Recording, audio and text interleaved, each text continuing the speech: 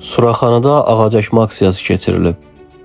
Suraxanı rayon icra hakimiyyətinin təşkilatçılığı ilə akademik, əməkdar elm xadimi, görkəmli oftalmoloq Alim Zərifə xanım Əliyevanın anadan olmasının 102-ci il dönümünə həsr olunmuş ağacəkmə aksiyası keçirilib.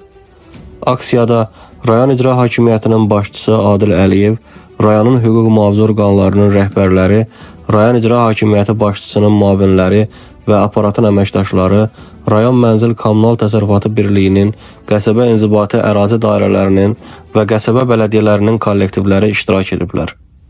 Bülbülə qəsəbəsi 32-ci Bülbülə küçəsində təşkil olunan ağacəkmə aksiyasında 250 ədəd eldar şamı əkilərək suvarılıb və onlara agrotexniki qulluq göstərilib. Ağacəkmə aksiyalarının keçirilməsində məqsəd yaşıllıq zolaqlarını genişləndirmək, ekoloji sabitliyin qorunması, şəhərin ekoloji tarazlığını bərpa etmək və insanlar arasında təbiətə qayğı hissini təbliğ etməkdir.